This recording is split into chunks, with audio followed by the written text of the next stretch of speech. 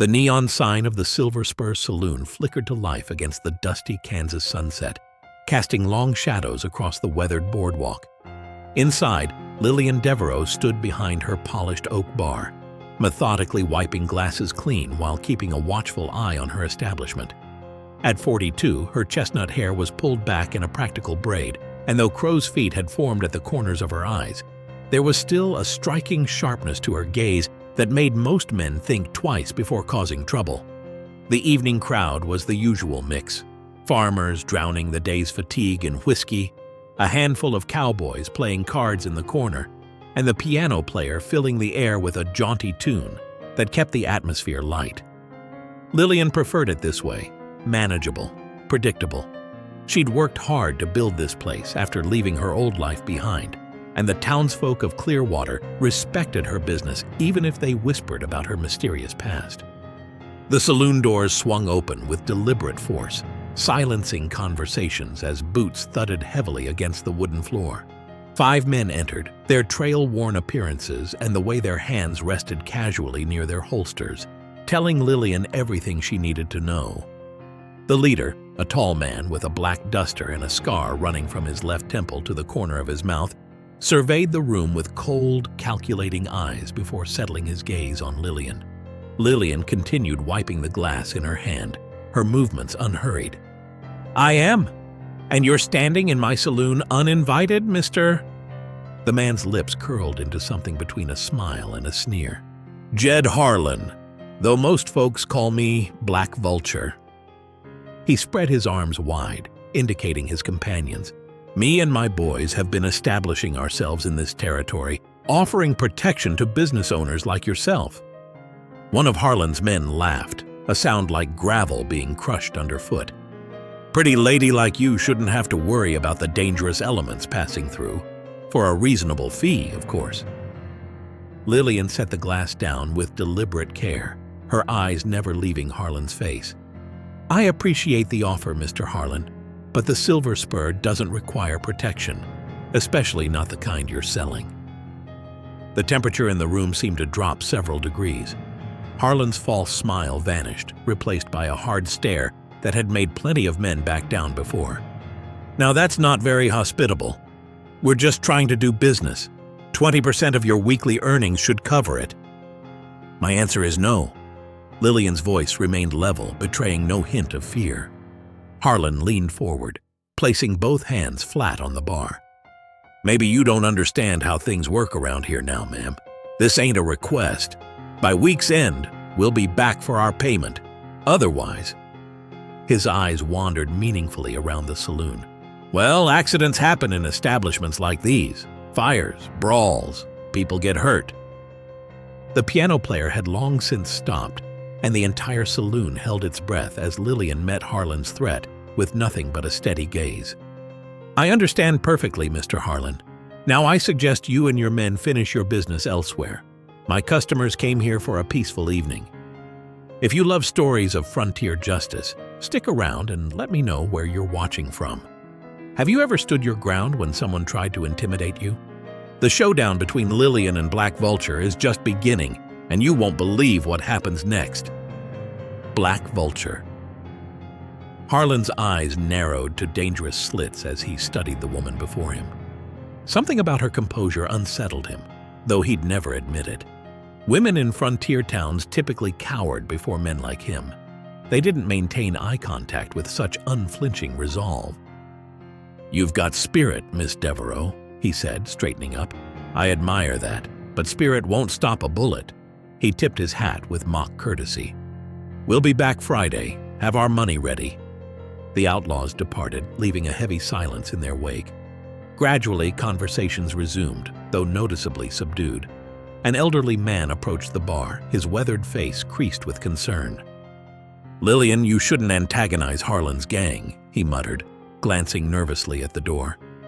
"They've already burned down Miller's General Store in Cottonwood, and that was just for looking at them wrong." And guess they did. For 5 years, Lillian had run the Silver Spur with firm efficiency, earning respect, if not complete acceptance. Some said she had fled from a wealthy husband back east. Others whispered she'd been a performer in fancy Chicago establishments. The more outlandish rumors suggested she had ridden with Outlaws herself. None knew the truth. As closing time approached and the last patrons reluctantly departed, Lillian locked the doors and moved to a small room behind the bar. She unlocked a cedar chest and lifted the lid, revealing a worn black leather gun belt cradling 2 ivory-handled Colts. The weapons weren't decorative pieces. The handles showed the unmistakable wear of regular use, and the holsters were custom-made for a quick draw. Lillian's mind drifted back 15 years to the Kansas border wars, where a younger version of herself stood beside Marshal Ezra Colton, her mentor, and the fastest gun she'd ever known. "It ain't about strength," Ezra had told her, positioning her arm just so. "It's about timing, about knowing when to move and when to be still." His weathered hand adjusted her grip on the pistol. "Most gunslingers die from impatience, Lil. They draw too early, too angry.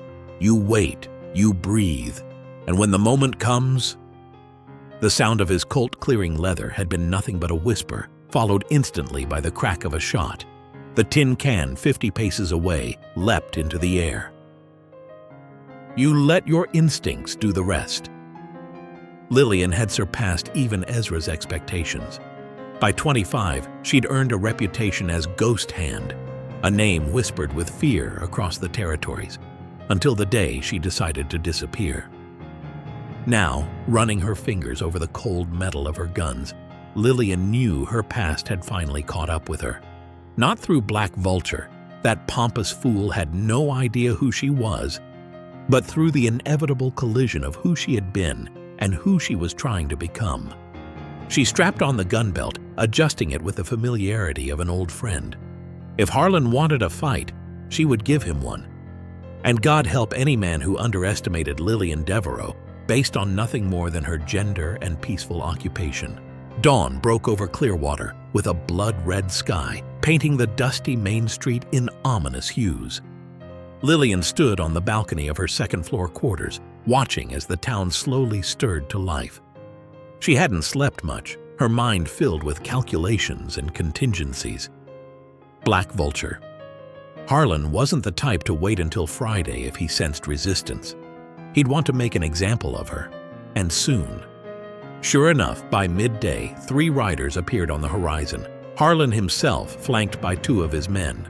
The tallest one, a brute with a face cratered by smallpox scars, was Clem Harlow, Harlan's enforcer, and the man rumored to have burned down half of Cottonwood just to prove a point. Lillian calmly continued serving her lunchtime customers as the saloon doors swung open. The trio swaggered in, Harlan's spurs announcing his presence with each deliberate step. The few patrons present suddenly found reasons to become deeply interested in their drinks. "Change your mind about our arrangement, Miss Devereaux?" Harlan called, seating himself at a table and gesturing for whiskey. "Thought I might save you the wait till Friday." Harlan sipped his whiskey, his expression darkening. "You know, I've been asking around about you. Nobody seems to know where you came from. Just appeared one day with enough money to buy this place."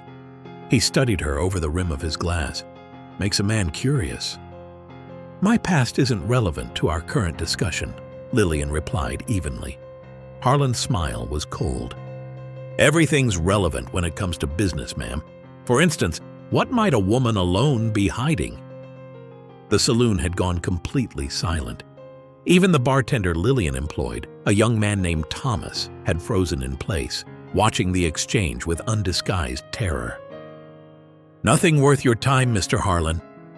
Lillian turned to walk away, but Harlan nodded to Clem, who rose and blocked her path. "Boss thinks you need a lesson in manners, lady," Clem growled, towering over her. "Women should know their place in these parts." His massive hand rose, palm open, aimed for Lillian's cheek. The movement that followed was so swift that many witnesses later swore they'd imagined it. Lillian's right hand moved in a blur, drawing the Colt hidden beneath her apron. The thunderclap of gunfire filled the saloon as Clem's hat flew from his head, taking a lock of hair with it. By the time anyone could blink, the gun was already back beneath Lillian's apron, as if it had never moved at all. Clem stood frozen, eyes wide with shock, and a thin trickle of blood running down his temple where the bullet had grazed him. "That was a warning," Lillian said, her voice as calm as a mill pond. "The next one won't be." Harlan's face underwent a fascinating transformation. Surprise giving way to calculation, then to a grudging respect, and finally settling on something like amused interest. "Well now," he drawled, leaning back in his chair. "Seems like the lady has hidden talents. Did they teach you that in finishing school, Miss Devereaux?" Harlan stood slowly, straightening his duster. "Oh, we'll be back all right, with many more friends." He tipped his hat. "Enjoy your day, Miss Devereaux. It may be one of your last." Word of the confrontation spread through Clearwater like wildfire. By evening, the Silver Spur was packed with townsfolk, some curious, others concerned, all wanting to see the woman who had stood up to Black Vulture's gang. Their chatter filled the saloon with a nervous energy, creating an atmosphere more akin to a town meeting than a place of leisure. Mayor Dawson pushed through the crowd, his round face flushed with worry. "Miss Devereaux, this is madness. Do you have any idea what you've done? Black Vulture Harlan has killed men for far less than what you did today." Lillian continued serving drinks, her movements efficient and unhurried. "I'm aware of the consequences, Mayor." "Then you'll also be aware that he won't come alone next time," Sheriff Tom Rollins added, fingering his badge nervously. Though he wore a tin star, everyone knew he'd been appointed because he was the mayor's cousin, not for any particular courage or skill with a firearm. The blacksmith, a burly man named Hank, slammed his fist on the bar. "Where were you, Sheriff, when the Millers lost their store? Or when the Wilsons were run off their land? Some of us are tired of bowing to men like Harlan." Sheriff Rollins bristled. "My job is to keep the peace, not start wars we can't win. Harlan has at least 15 men riding with him now, maybe more. And you have what, Sheriff? 2 deputies who can barely shoot straight?" Martha Miller scoffed, her husband's death still fresh in her memory. At least Miss Devereaux had the courage to stand her ground. The argument escalated, voices rising in a chorus of fear and anger, until Lillian fired a shot into the ceiling. Plaster dust rained down as silence fell. "This is still my establishment," she said firmly, lowering her smoking pistol. "And I'll thank you all for remembering that." Mayor Dawson stepped forward, his voice taking on a pleading quality. "Please, Miss Devereaux, for the good of the town, reconsider. Give them what they want. We can all contribute to cover your losses." Lillian's eyes hardened. "I've spent my life watching men like Harlan take what isn't theirs. I've fought worse and lived to tell about it. I won't run, and I won't pay." "Then you've signed your own death warrant," Sheriff Rollins muttered. "And maybe ours, too." As the crowd dispersed, divided between admiration and resentment for Lillian's stance, she began methodically preparing the Silver Spur for the inevitable confrontation, moving tables to create barricades, counting ammunition, and planning escape routes. Morning found Lillian riding out of town before the sun had fully crested the horizon. Her destination was a small, dilapidated cabin nestled in the foothills about 5 miles from Clearwater. Most folks avoided this area, claiming it was haunted by the ghost of Mad Dog Briggs, a notorious gunslinger who'd reportedly killed 30 men before disappearing from the outlaw trail. What most didn't know was that Jefferson Mad Dog Briggs was very much alive, though his legendary quick draw had been slowed by arthritis and too many winters. As Lillian approached the cabin, a gruff voice called out from behind a stack of firewood. "That's far enough. State your business or start praying." Lillian reined in her horse. "It's Lillian Devereaux, Jeff. I've come to collect." A weathered face appeared, topped with wild white hair. Briggs squinted at her, then broke into a gap-toothed grin. "Well, I'll be damned. Ghost Hand herself, in the flesh." He lowered the shotgun he'd been pointing at her. "Thought you'd hung up your guns for good." "I tried," Lillian replied, dismounting. "Didn't take." Inside the cabin, over coffee strong enough to dissolve nails, Lillian explained the situation with Black Vulture. Briggs listened in silence, occasionally nodding. "So," he said finally, "you're calling in that favor I owe you from Dodge City." "I am." Briggs sighed, looking down at his gnarled hands. "My shooting ain't what it used to be, Lil." "I don't need your hands, Jeff. I need your reputation. Word is Black Vulture's bringing his entire gang. I want to even the odds." A slow smile spread across Briggs's face. "You always were the clever one. All right, I'm in. And I know someone else who might be interested in a reunion." By afternoon, they'd reached another isolated homestead where Cassidy Cass Monroe, a legendary sharpshooter and former bounty hunter, was living under an assumed name. The tall, reed-thin woman with iron-gray hair didn't seem surprised to see them. "Took you long enough," she said, leaning against her porch railing. "Heard about your trouble in town, figured you'd come calling sooner or later." "You've been watching me?" Lillian asked. Cass shrugged. "Someone had to make sure you stayed retired. We both know how that worked out." As the sun began to set, the three former outlaws rode back toward Clearwater, an unlikely cavalry returning to action. "Just like old times," Cass remarked, checking her Winchester repeater. Lillian shook her head. "Let's hope not. Last time we rode together, we left 3 towns in flames." Stars dotted the Kansas sky like silver bullet holes in black velvet as Lillian, Briggs, and Cass prepared the Silver Spur for war. They worked methodically, speaking little, veterans falling back into the rhythms of combat preparation. "Upstairs windows give the best vantage," Cass noted, testing the floorboards of the second-floor balcony for creaks. "I can control the street from here." Briggs dragged heavy tables to block the side entrance. "They'll expect resistance at the front. Harlan's type always want to make a show of it. Kick in the door, guns blazing." "He'll have men at the back too," Lillian replied, loading shells into a sawed-off shotgun. "Probably send them through the kitchen." Just after midnight, Thomas the bartender, who had insisted on staying despite Lillian's attempts to send him away, spotted movement on the outskirts of town. "They're coming," he whispered, his young face pale in the dim lamplight. "At least 20 riders." Lillian nodded, her expression betraying nothing of the adrenaline now coursing through her veins. "Positions," she ordered softly. "And remember, we didn't start this, but we're damn well going to finish it." The town of Clearwater slept uneasily, windows darkened, doors locked against the violence about to erupt. Even Sheriff Rawlins had made himself scarce, claiming he needed to protect the town hall documents. Black Vulture's gang approached slowly, confident in their numbers. They dismounted at the edge of town, spreading out in a practiced formation that spoke of previous raids. Harlan himself stood in the center of the street, his duster billowing in the night breeze. "Devereaux!" he shouted, his voice echoing between the buildings. "Last chance! Come out now and maybe some of your friends live through the night." Silence was his only answer. Harlan signaled to his men, who moved forward like shadows, converging on the saloon from multiple directions. 4 approached the front doors while others crept toward the back and sides. The plan was clear: surround, overwhelm, destroy.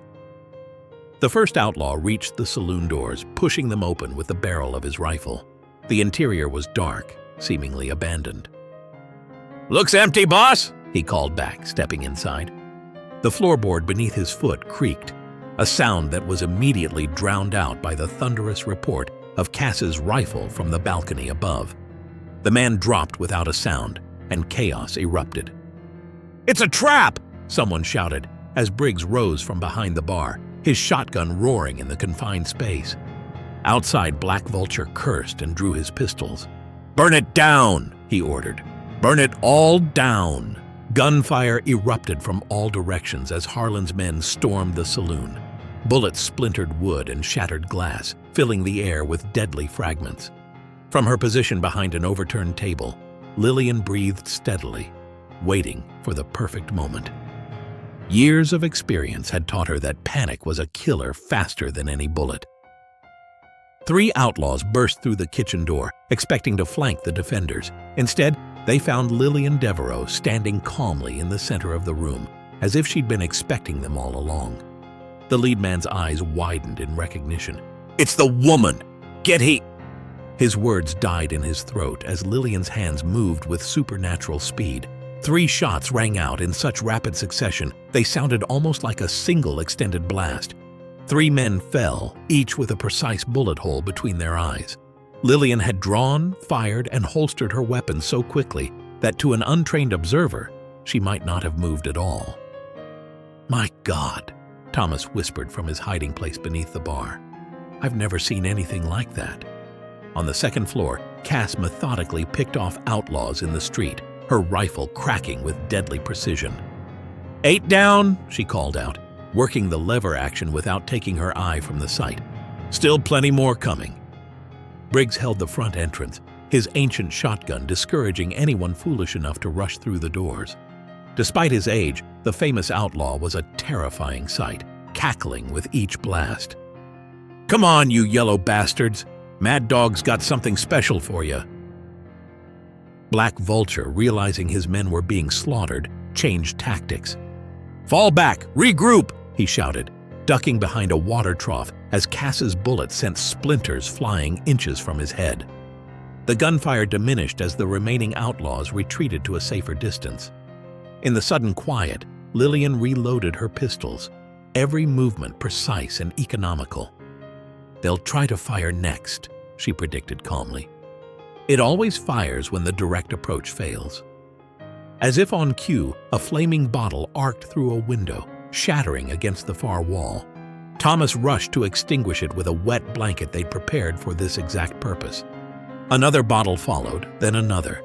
Soon, despite their efforts, the back of the saloon was ablaze, flames licking up the wall toward the second floor. "Cass!" Lillian called. "Time to move!" The sharpshooter appeared at the top of the stairs, rifle in hand. "This is getting interesting," she remarked dryly. "Just like Abilene in '69. A voice boomed from outside. "Devereaux!" It was Black Vulture. His confident swagger returned now that he had the upper hand. "Seems you're in a bit of a predicament, but I'm a sportsman. Face me one-on-one, and I'll call off my boys." Smoke curled through the Silver Spur as Lillian considered Black Vulture's challenge. The fire was spreading rapidly, already consuming the back storeroom. They couldn't hold out much longer. "It's a trap," Briggs growled, peering cautiously through a bullet-riddled window. "The moment you step outside, his men will cut you down." Lillian checked her pistols one final time, the ivory handles smooth against her palms. "Maybe, but we're out of options." She turned to Thomas, who was frantically trying to contain the spreading flames. "Get out through the cellar. Take Briggs and Cass with you." "Like hell we will," Cass snapped, reloading her rifle with practiced efficiency. "We didn't come all this way to abandon you now." "I'm not asking you to abandon me," Lillian replied, her voice eerily calm amid the chaos. "I'm asking you to flank them while I create a distraction." Understanding dawned in Briggs's eyes. "Just like Tumbleweed Canyon. Clever girl." Cass nodded reluctantly. "Don't die before we get into position." As her allies slipped away through a hidden cellar exit, Lillian squared her shoulders and walked to the main entrance. The heat of the fire pressed against her back, while the cool night air beckoned from beyond the doorway. She could see Black Vulture standing in the middle of the street, his men positioned strategically around him, guns ready. "I'm coming out, Harlan," she called, her voice carrying over the crackling flames. "Just you and me, like you said." A chorus of mocking laughter greeted her words. "The lady wants to play gunslinger," Harlan shouted back. "Come on, then." Lillian pushed through the doors and stepped onto the porch, deliberately empty-handed, her gun still holstered beneath her apron. The outlaws tensed, fingers twitching near triggers. "No tricks, Harlan," she said, her voice carrying in the night air. "Send your men back. Just you and me." To her surprise, Black Vulture nodded, gesturing for his men to step away. Perhaps his ego demanded a public victory over the woman who had humiliated him. The outlaws retreated, forming a loose circle around what was about to become an impromptu dueling ground. 10 paces, Harlan called, his scarred face twisted in a confident smirk. "Then we turn and fire." Lillian nodded once, removing her apron to reveal the worn gun belt underneath. A murmur ran through the watching outlaws as they recognized the distinctive rig, custom-made for speed, not show. They stood back to back in the dusty street, the burning saloon casting an orange glow over the macabre scene. The town itself seemed to hold its breath, with curious faces now appearing in windows, drawn by the commotion. "Begin!" someone shouted. One step, 2 steps. Lillian breathed evenly, her mind clear. 3, 4, 5. She could feel Harlan's confidence like a physical force. 6, 7, 8. "Now!" Harlan shouted, spinning early. Another trick from a man without honor. Harlan's early turn should have given him the advantage, but Lillian had anticipated the betrayal. As he pivoted, her hands moved with lightning speed, a blur even to those watching closely.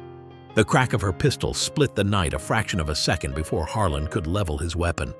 Black Vulture screamed, his gun flying from his suddenly bloodied hand. He stared in disbelief at his shattered fingers, then at the woman whose smoking pistol was already back in its holster. You shot my hand," he gasped, clutching his wounded limb. "Be grateful I didn't aim for your heart," Lillian replied coldly. "Though I doubt I'd have found one." The surrounding outlaws stood frozen, caught between their instinct to avenge their leader and the shocking realization that they faced someone far more dangerous than they had imagined. The tense standoff might have erupted into bloodshed if not for what happened next. A rifle shot rang out from the shadows between buildings, dropping an outlaw who had been slowly raising his gun toward Lillian. Another fell seconds later as Cass's expert marksmanship found its mark. Sheriff Rollins appeared, looking decidedly uncomfortable, but flanked by his deputies and, more surprisingly, at least a dozen townsmen armed with everything from hunting rifles to pitchforks. "This ends now," Rollins declared, his voice cracking slightly but gaining strength as he continued. "Black Vulture Harlan, you and your men are under arrest for arson, attempted murder, and criminal threatening." Harlan, still clutching his bleeding hand, looked wildly around as his advantage evaporated. "Kill them all," he ordered his remaining men, but his voice lacked conviction. What followed was less a battle than a collapse. Seeing their leader wounded, outflanked by Cass and Briggs, and now facing an armed town that had finally found its courage, most of the outlaws chose surrender over certain death. They dropped their weapons, raising their hands in surrender. 3 made a break for their horses, only to be cut down by Cass's unerring aim. Another tried to grab a hostage, but was tackled by the blacksmith, Hank, who had apparently been waiting for just such an opportunity to use his massive fists. Black Vulture himself made one last desperate attempt, pulling a hidden derringer with his uninjured hand. Before he could aim it, Lillian's second shot caught him in the shoulder, spinning him to the ground. "It's over, Harlan," she said, standing over him as Sheriff Rollins approached with handcuffs. "You lose." As the townspeople moved to secure the surviving outlaws, Mayor Dawson approached Lillian, his expression a mixture of awe and embarrassment. "Miss Devereaux, he stammered. "We owe you an apology, and our thanks." Dawn broke over Clearwater, illuminating a town forever changed. The Silver Spur Saloon still stood, though the back rooms were nothing but charred timber and ash. Townspeople formed a bucket brigade, working to ensure no embers reignited. Others tended to the wounded or helped Sheriff Rollins secure the surviving outlaws in the town's small jail. Lillian sat on the porch of the hotel across the street, watching the activity while Cass cleaned a shallow bullet graze on her arm. The adrenaline had long since faded, leaving only bone-deep exhaustion and the familiar hollow feeling that always followed violence. 14 of Harlan's men dead, Briggs reported, settling heavily beside her with a cup of coffee. 7 captured, including the Vulture himself, not bad for a night's work. Lillian nodded absently, her mind elsewhere.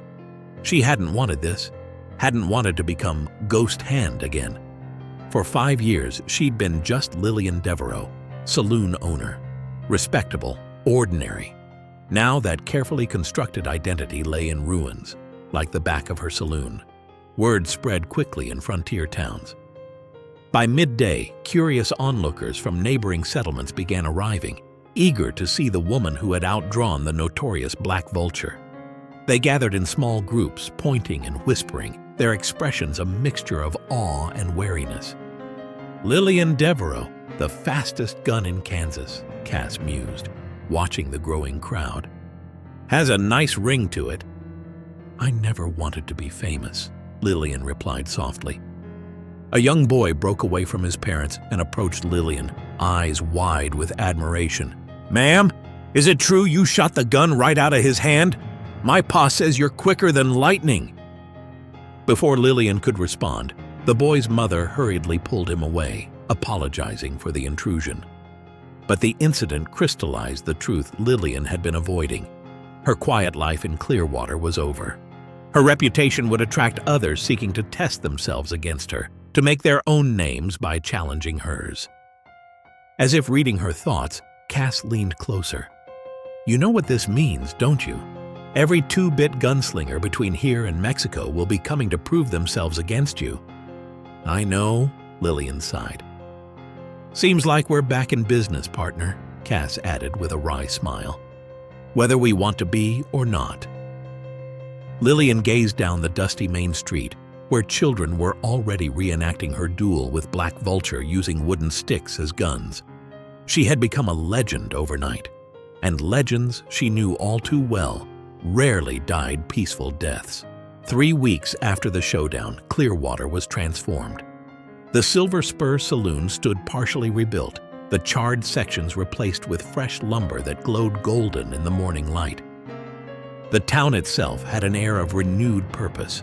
Buildings freshly painted, streets cleaned, and a new sign at the town limits proudly proclaiming, "Clearwater, home of the Silver Spur." Lillian wiped down the newly installed bar, surveying her domain with mixed emotions.